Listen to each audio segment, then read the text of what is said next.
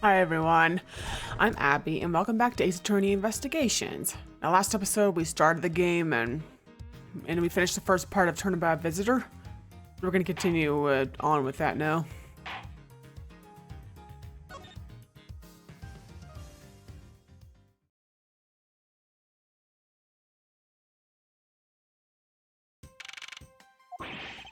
What is with that prosecutor? I can't believe how rude he was. It was unbelievable.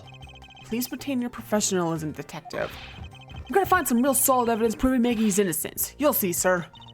Well, we've been kicked out of the crime scene, sir. True. So then what now? Looks like my flight's fallen into yet another gigantic ditch. Do not despair, Miss Bird. I can overcome this as well. There are many other places and things we should be looking into anyway. Eh? Really, sir? For example, this hallway. The linchpin of his argument against Miss Bird is related to the master key. In that case, this hallway is the perfect place to look for more information regarding the mystery surrounding my door.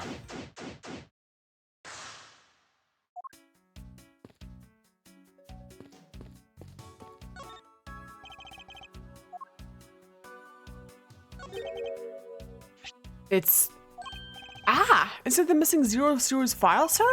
No doubt about it. The body letters make it clear as day. There seems to be a few pages missing. Our thief took only one that was necessary and left the rest behind. So what are these 0 files about, sir? Guess you got something worth stealing in them, huh?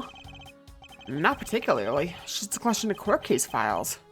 However, cases within these files are not mine. Huh? Belong to the high prosecutor that used to occupy my current office. I have my reasons, but let's just say I was charged with keeping them as they were. Then that means the thief must have also wanted the file for a specific reason, right? It seems so.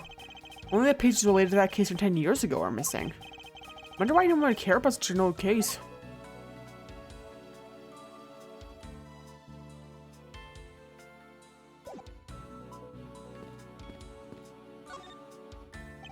I was wondering if I may speak with you for a bit concerning this case. I've always been a big fan of the courtroom, but this is like a dream where I'm being cross-examined by the Miles Edgeworth. I can't let this chance pass me by. I must remember to ask her about the master key. She jog memory by showing my notes to her with tea. Have you ever met the victim before? Well, I've seen him a couple of times before when I had to go to Mr. Portsman's office. Mr. Faith was always playing basketball with Mr. Portsman, sir. That sounds like fun. Just once I'd love to play with them. It sounds fun, but the only person ever taking a shot was Mr. Portsman. Miss Faith every day was passing the ball, sir. On second thought, I don't think I'd have fit in with that well with them. Miss Maggie Burke, correct? I take it that you were an acquaintance of the detective.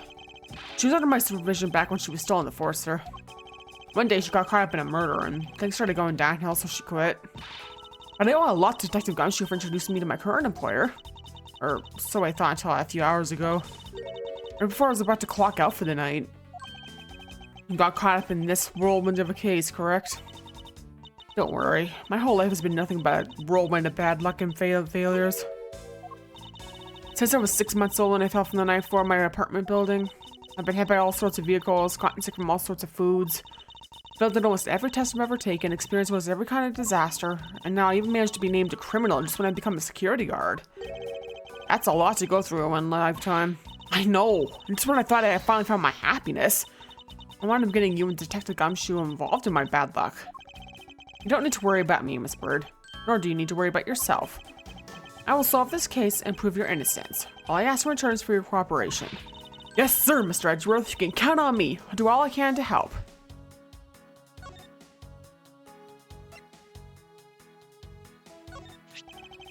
So when did you discover the master key was missing? By the time I realized it, I think it was around 1 a.m., sir. And I noticed it was back around 2:30 a.m. I was just sitting there on the ledge where the security room's reception window is.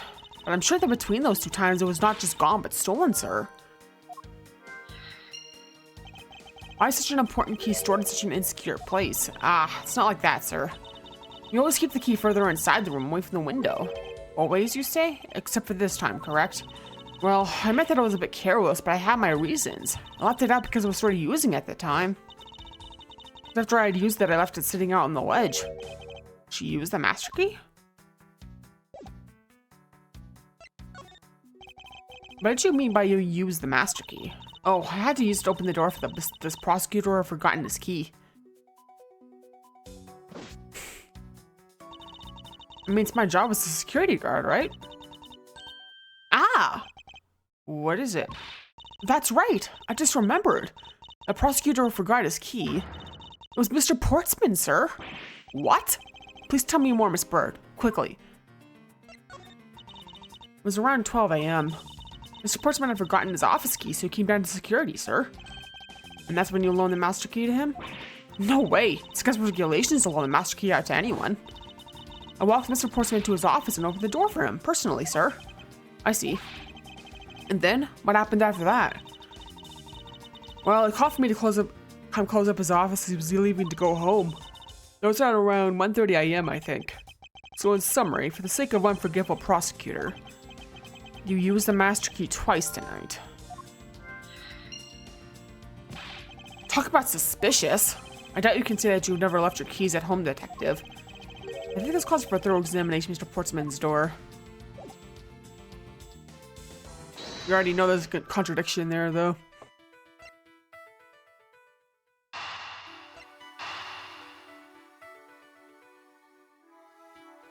The timeline doesn't add up if the master key was misstolen, yeah. Miss Bird, I'm afraid there's a flaw in your story. What? No way, pal. I mean, sir. You said that you locked up Miss Portsman's office at around 1:30 a.m., correct? However, the master key had already been stolen at that time. Wow, I don't think it's by you, Mr. Edgeworth. You saw that contradiction like a pro. Totally forgotten all about that, but thanks to you, I remember it now. You're right, it was around that very time that I realized the master key was missing. And? Well, I'm a security guard, sir. I can't just admit to losing the master key, could I? So I pretended to lock up his room, sir. You pretended? Yeah, I used my house key and made it look like I was locking up, sir. So in actuality, you never did relock the door then. Well, I thought that maybe I could go lock it after I found the key. Come to think of it, I guess the store still hasn't been locked properly.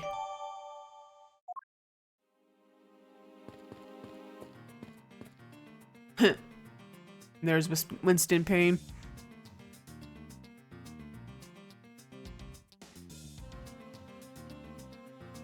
Yeah. You talk to him if you want, yeah. It looks like you're in quite the pinch, Mr. Edgeworth. To be sure, murder within the walls of the prosecutor's office is no trifling matter. Let's find, apprehend, and punish the killer accordingly post-haste. Sounds like a messy case you've got in your hands. If you ever feel lost, need some advice, my door is always open. How gracious, I'll keep your offer in mind. Who is this guy again? Yeah, nothing important, just funny.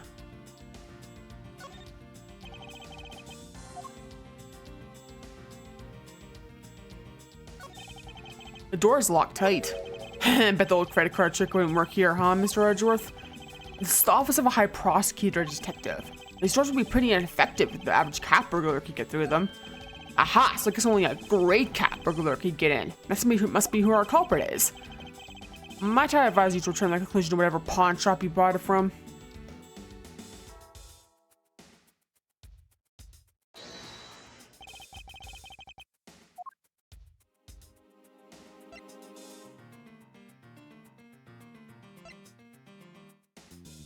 Yeah. It says it's locked, but she wasn't able to lock it, so yeah. There's a contradiction here between reality and the evidence. If what Miss Bird has said is true, then why is this door locked tight? Huh? You know, you're right. Miss Bird, are you sure you didn't relock this door? I am certain of it, sir. And I don't think Mr. Portsman noticed it himself that I hadn't. Which means, what, sir? It either means he actually does have the key to his office, or that the door Miss Bird opened wasn't this one at all, but a completely different one. She opened a different door? But how can you prove that? There's an easy way to find out. All we need to do is, we need to examine these. The prints on the doorknob will tell us everything. Hey you, yeah you pal, do us a favor and see what you can live from this, okay? So, what did you find out? There's no need for such belligerent nostril flaring, detective. Sir, and I find only Mr. Portsman's and Mr. Face prints on this doorknob. So only two people's prints were found on this, huh? That's pretty decisive. Huh? I'm lost, sir. Thinking logically, a certain other person's print should be on this knob as well.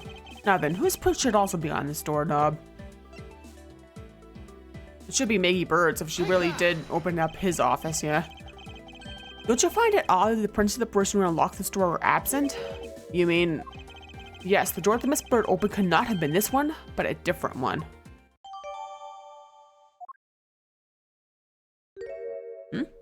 What over here?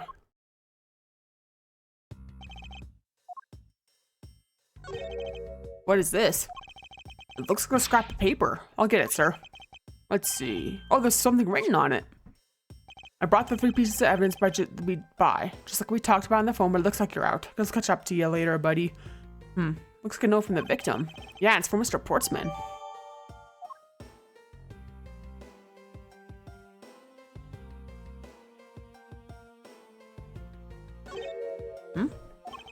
What are you looking at, sir? Oh, hey, how about a game? That's okay, detective. I just found the position of this hoop to be a little off. Hey, you're right, sir. I guess it shifted when someone made a seriously sweet slam dunk. The positioning of the hoop is definitely unnatural. I better take note of this.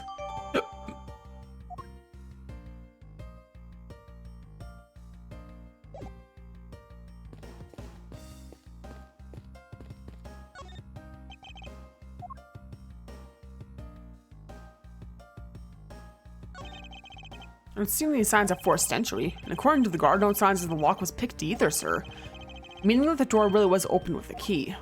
Do you happen to ask if any of the prints were lifted from the doorknob? Apparently the doorknob is clean as a whistle. Wiped, they think.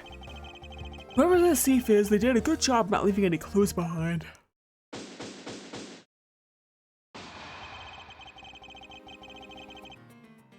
Pokemon, as always, actually paid off rather quite handsomely. Huh? How so, sir? In a variety of different ways. I think it's time we had a little chat with the real culprit of this case. You know who the killer is? Wow, Mr. Edgeworth. As long as my logic is sound, then yes. The mastermind behind this murder is none other than Mr. Portsman. What? Mr. Portsman? I knew it. That's exactly my logic senses were telling me too. I suspected it was him from the incident he accused Maggie of being the killer, sir. That is anything but logical. Lady and gentleman, prepare yourselves. Come what may, it's time to knock on Truth's door.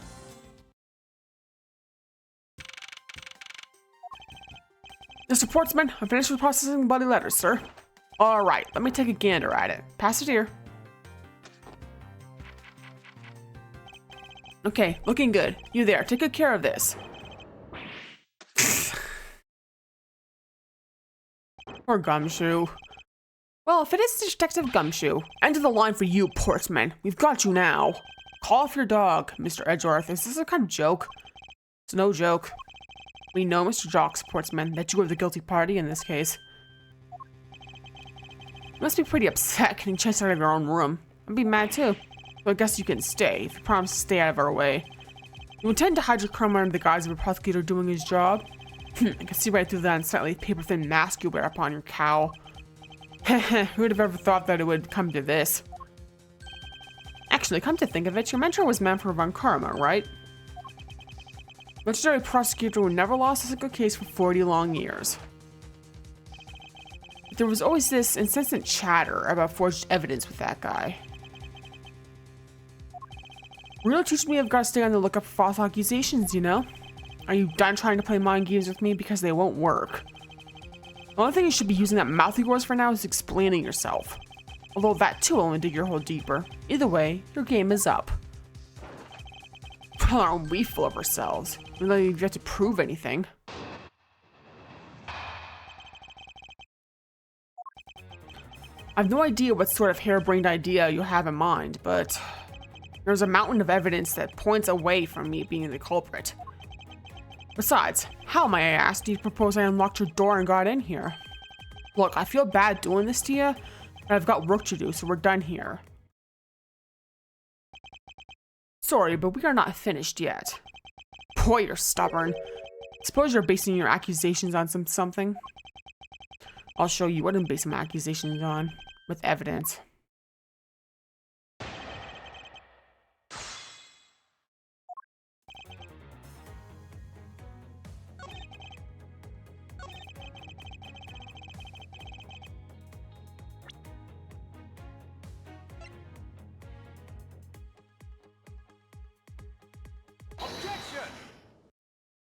I believe you were able to open my office door, with the master key, no less. Wait. Hold on for a sec. I never laid a finger on the key, as you already know. Precisely. You were able to open my door without lifting a single finger. Well, maybe you did, but only to direct. That's right. Use your fingers to direct this person to open my door with the key. Take that! Would ask Miss Bird to open your own office door for you, yes? Yeah? I kind of forgot my key at home. Happens a bit too often for my taste, you know? The room you had Miss Bird open at that time was not your own, was it? What? You have quite the imagination. But why don't we ask the girl herself whose door she opened, shall we? I'm certain that was Mr. Portsman's door, sir. I checked the number plate to make sure it was opening the right door, sir. See, Miss Bird backs up my story. Yet, what if you had misled her to fool her into thinking what you wanted? Ha, and how do you suppose I did that? By switching the number plates on our doors, for example. That's right, they do slide out pretty easily. Furthermore, you then used one other thing to give a very strong impression. That the door she was opening was yours and not in fact mine.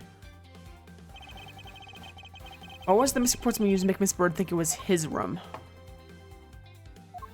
Had to be. There are signs it's been moved, yeah. Take that!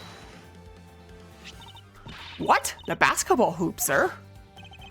It's quite the peculiar fixture in a hallway, let alone a hallway in this building, which is why I left an unusually strong impression on you. It's an object perfectly suited to sit just outside the office of a peculiar prosecutor. That's very true, sir, because there was a basketball hoop sitting there. I thought the door I was opening had to be Mr. Portsman's. There are signs that the hoop has been moved. To sit on it in front of my office, to be sure. I see, so that's how you throw suspicion on people. Thanks for the tip. I think your conjecture is a little off the racetrack.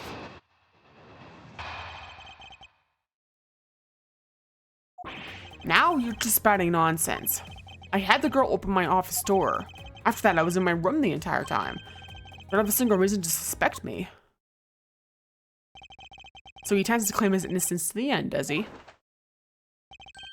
I'm as pure and innocent as my jacket. Miss Bird is as dirty and guilty as the jacket she wears.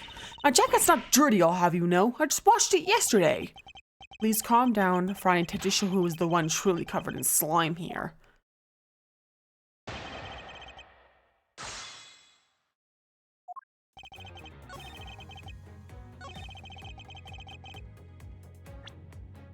You know that wasn't true, though, because of this note that we read, yeah. Objection!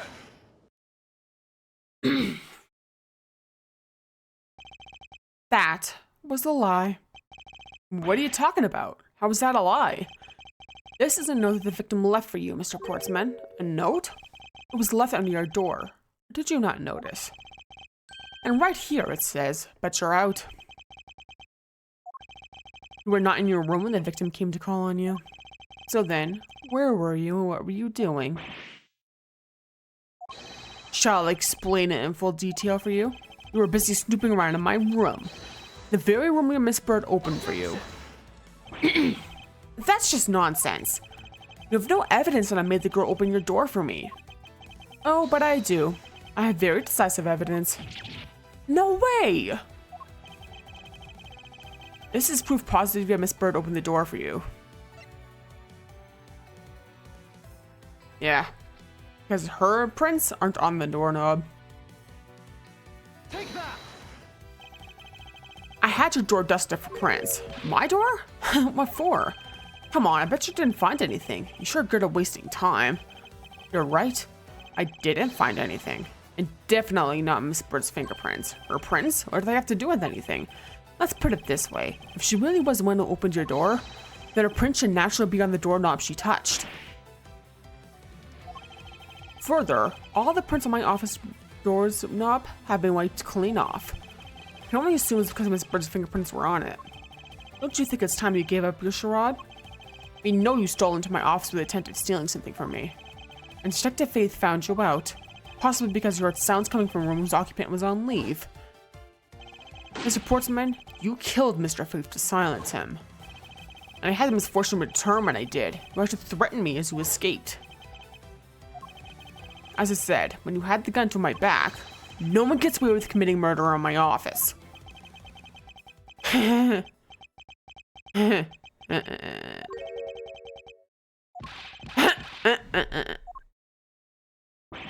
just what's so funny, pal? Well, that look of stiff seriousness on the face of this office's finest prosecutor, as it makes a huge mistake in accusing me, is simply too much to bear. There's just nothing else like it in the world. What? Mr. Edgeworth just explained it all and he even backed it up. You're the murderer. Stop trying to be slippery and just admit to the crime already.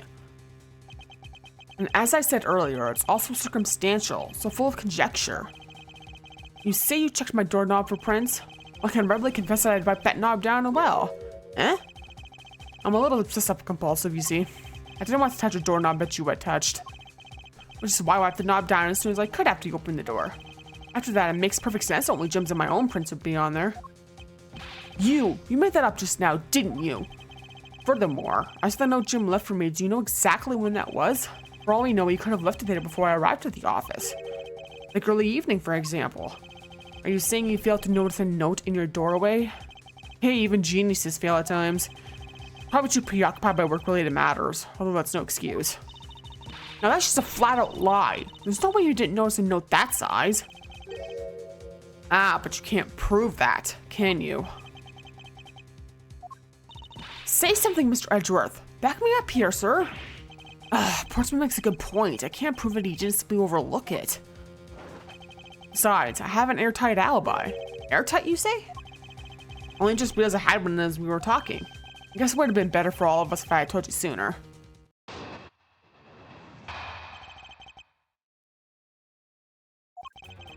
In memory, sir, you came back to this office around 2 a.m., correct? And it was then that you had that unfortunate confrontation at gunpoint with the culprit. At exactly that time, I was down in criminal affairs. Ask around, I'm sure the other detectives will corroborate my story. It's a perfect alibi. Do you really think it's that perfect? Like I said, I don't care. Ask around all you like, you'll see for yourself. Detective Gumshoe?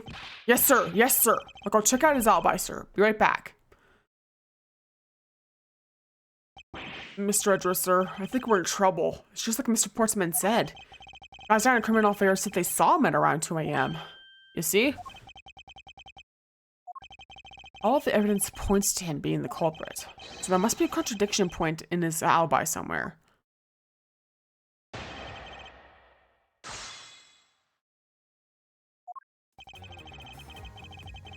Okay.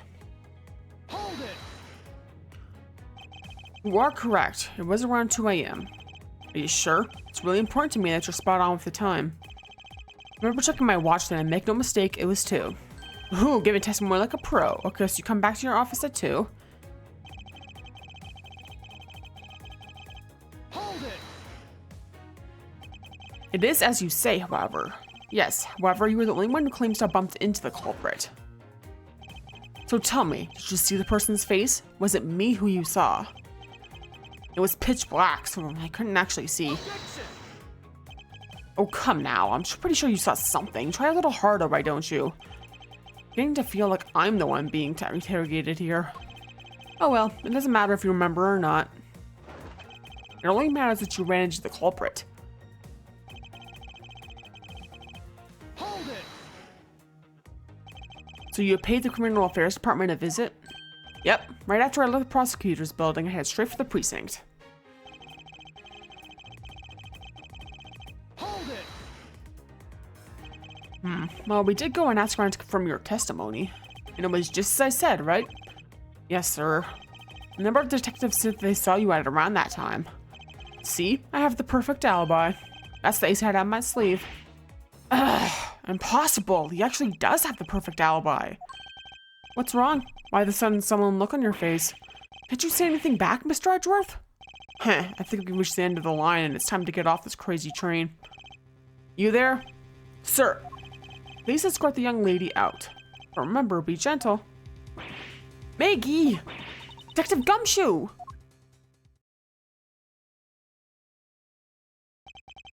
Is there nothing I can do? Must be a way to turn the situation around. If only I had a clue. Did I miss something to help him cast doubt on his alibi? I need to calmly think this through one more time, with logic.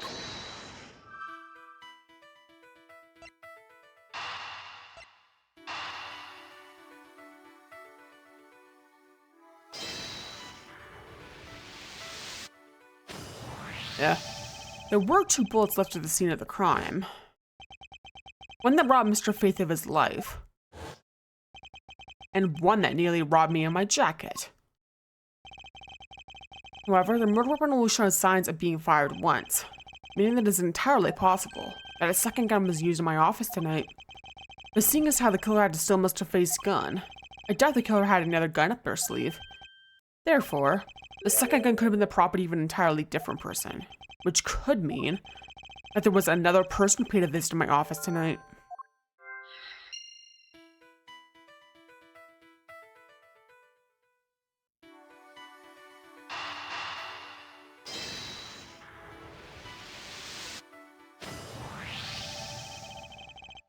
Supposing there was yet another visitor tonight, that would also resolve the issue of why my shelves were upended twice. We know that the shelves were disturbed once before and once after the murder. It shouldn't be much of a stretch to think that it was the work of 2 different people. Once by the person who stole the victim's gun and then killed him with it, and once again after the murder by our second culprit, who was the owner of the second gun. If we suppose that the second culprit's gun was the one that was pointed at my back, Mr. Portsman, it seems that I need to impend some assumptions regarding this case. Great, so you finally come to your senses. Mr. Edgeworth? Sir, what are you saying? This has been a big misunderstanding on my part from the start. I had assumed that the person I ran into was the killer, but that may not be the case. What do you mean? The person I ran into was just your average thief.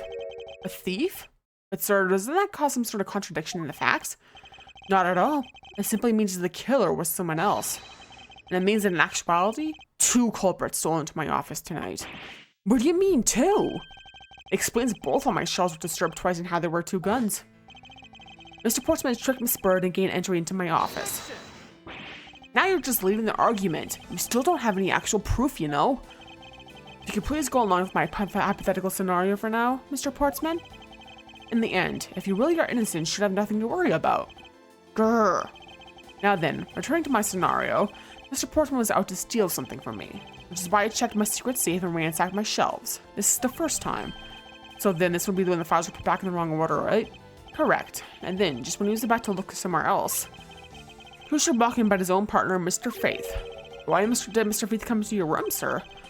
Probably had business with Mr. Portsman, which is why he was in the area. That's when he noticed sounds coming from my office would be my guess. Oh, because you were supposed to be away, right? And he must have thought it was odd, so he came into this office to check it out. Correct. And as a detective, that was the right thing to do. When he came in, he found his own partner standing there.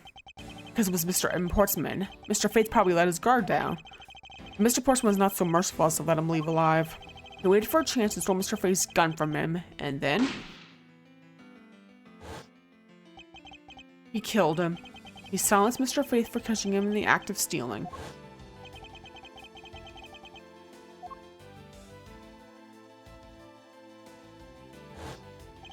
This was the moment in which the first shot was fired, the one that landed in my files. Following that, Mr. Portsman wiped down the gun and left it behind as he made his exit. He could afford to do that because he had also left the fake dying message behind. Such a complicated troublemaker, you know that? Well, if things were as simple as that, then all would be solved. However, there was yet another visitor to my room, and this is where it gets complicated. There was another? Visitor, sir? Yes, and this other person's objective was also to steal something from me. Now then, even after Mr. Portsman's left, the door to my office remained unlocked. However, this new visitor had no way of knowing that, and so they stole the master key from the security guard's room, and then entered my room and searched through my shelves. This was the second time they were disturbed, and so it seems the thief found their prize. A stolen 0 file, right, sir? Correct. Only, just as the thief was about to leave the file, I appeared. The thief then threatened me with their own gun and made their escape. The second bullet was fired during that brief encounter. So the shell's getting messed up twice in the 2 bullets. It's all because two different people were doing those things at two different times. Precisely. So now, do you see, Mr. Portsman? The person I met was just a thief. It was not, in fact, Mr. Faith's killer. Your alibi for the time frame which related to the other person is now irrelevant, because we now know the murder took place during the first culprit's visit.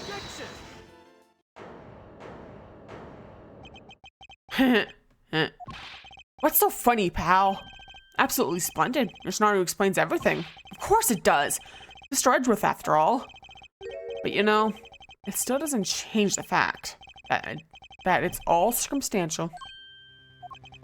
Supposing if, and that's a big if, your theory is right, but indeed better than my alibi, which was withstood scrutiny, mind you, irrelevant. But there is still one defining point of your argument for which you have no evidence. Your supposition that I was the first visitor. Grr, Mr. Edgeworth, you can't let him get away with that, sir. But he has a point. I've absolutely no proof at this point. Don't say that, sir. I don't believe this. Don't worry, Maggie, I'll do something if I must. You know something? I find your attitude to be somewhat peculiar, Mr. Edgeworth. If the person you met really was just a plain old thief, then why is that person not your main suspect? That is, if your theory is correct. A thief you ran into should be your real suspect, wouldn't you say? We should be out there looking for that thief right now. That might still be nearby. I hate to repeat myself, as I've already said, I was training in my room. When Germ came to deliver some evidence to me, I was down in criminal affairs. We can't be expected to know what happened around here after I left. So you think we should be out there looking for the thief? Of course. Now isn't the time to be having these dead-end discussions. I don't think it's at all dead-ended. I find your alibi to be fascinating. Let's continue where we left off, shall we? I know he's lying. I know he was here at the scene of the crime. We just have to find a way to prove it.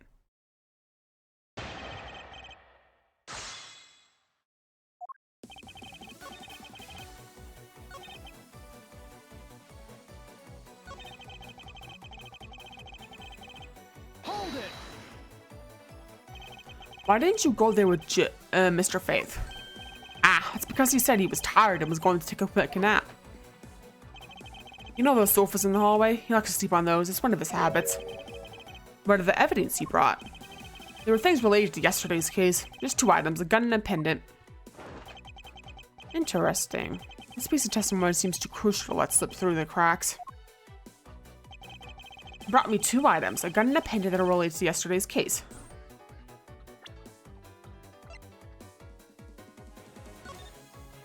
Three pieces of evidence. So we know he's lying. Objection! Only 2 pieces? I believe the proper phrase here is, you fail. Excuse me? You fail as a prosecutor, Miss Portsman, as you intend to keep evidence hidden from me. What are you talking about? I haven't hidden anything from you. Well, here's a piece I think you should read. Carefully. Ah, it says that Mr. Faith was bringing 3 pieces. Yes, and this is the victim's real dying message to you, Mr. Portsman. I can't believe. He tripped up by simple arithmetic. Where is the missing piece of evidence? You have it, don't you? Only the guilty one makes such a face. Detective Gumshoe? You don't have to say it, sir. I'll pat the guy down from head to toe. What? Don't come any closer. I'm warning you. This is all part of the investigation, pal, so don't even think about stopping me. No! Hey, what's this? He had this on him, sir. Despite what you said, it would appear that you do have something to hide. Why would he hide something like that? There's only one reason why anyone would hide evidence of this caliber. Because it would unequivocally point to that person himself as the real killer. Let's examine this videotape in a little more detail. This section of the tape that will drive the last nail into this coffin.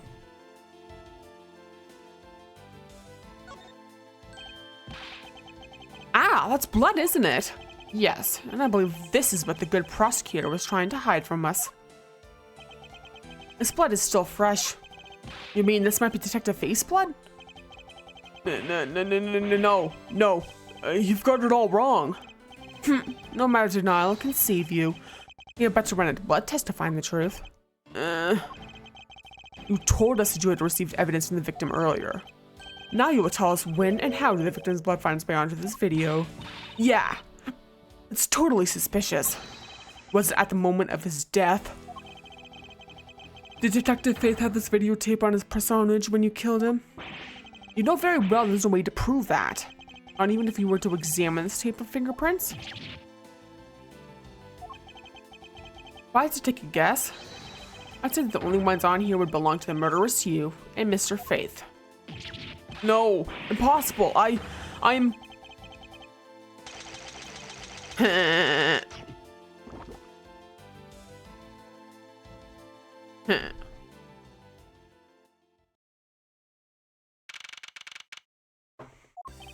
Mr. Portsman has been placed under arrest for the murder of Detective Buddy Faith, sir. Very good. And the results we got back from the lab techs on the tape turned out to be real solid, sir. The blood work came back and it was definitely Mr. Faith's blood on there. As a bonus, we're also able to list a few of Mr. Faith's fingerprints as well. Thank you so very much, Mr. Edgeworth. I still can't believe I got to see your cool deduction skills outside the courtroom. I'm impressed beyond words, sir. It was nothing. I'm just sorry you got caught up in a murder in my office. Please accept my apologies. It was nothing, really, compared to what I've been through. I mean, I consider myself lucky it was only a burglary and a murder this time, sir. In a hold-up or a hostage situation, I'd have thrown my hands up in the air. I think I'm finally rising up to the goddess of misfortune to just an unlucky person. Something tells me we should have hired a different person for security detail. You know something, sir? Mr. Portsman really was a corrupt prosecutor. And why would you say he was corrupt? Well, I heard that there were a number of suspicious things related to his court cases. There's even rumors about some of the evidence he uses is forged, sir. Forged evidence, huh? And they say he even decided not to prosecute a few cases for some really vague reasons. Ooh, the cop guy was a complete disgrace in the entire profession. Never did get around to asking him what was his reason for breaking into my office. Yeah, whenever we got near that topic, he just clammed up. Although we can be pretty certain that it was to steal something. It's just between you and me, sir, but there's a rumor that some sort of huge organization is involved behind the scenes. Oh? Well. If Mr. Portsman not willing to divulge anything, it certainly lends credence to that rumor. It would seem we haven't heard the last of this.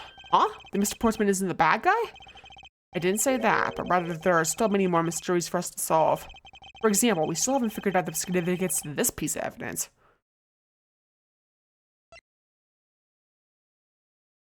Take that! The person who stole this file, the other villain of the night. Yeah, I wonder who it was. What happened to the stolen pages? I wonder, who in the world was it that held me up at gunpoint? Mr. Edgeworth, sir? Yes? Came across this while I was processing your office earlier, sir. This card. What is it, sir? Is that a bird or something on there? It's not just any bird. It is the mark of the raven, a three-legged raven. Even you should know what this is, detective. Oh, it's about that thing, isn't it? That great thief everyone's talking about? Yes, it is the mark of the great thief Yatagarasu. Under the mark of a legendary bird, Yatagarasu is noble to the end, a modern Robin Hood. Labeled mysterious and phantom-like, the Yatagarasu appears and vanishes at will. Though we don't know much about this thief's ultimate goal, we do know the targets. The Yatagarasu likes to find and make public evidence of corrupt dealings of all sorts. The theft is always performed in silence, and always with perfection. Once a target is chosen, no dramatic calling card or announcement is sent forth. Instead, the chosen corporation is infiltrated without even the target noticing. Some days later, the evidence that was found is sent out to the mass media, along with this single card. Although it has been a while since Yatagarasu's last appearance. Hey, Mr. Edgeworth, looks like something's written on the back. What? Let me see. It's the location where the thief put the stolen files. So the person who stole the contents of the thief was Yatagarasu? Yatagarasu, organization. Quite a few keywords are popping up in this mystery. The murder in my office.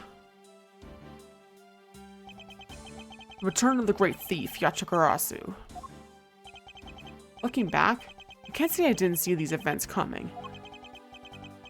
For they were heralded by the incidents that began to occur 2 days ago.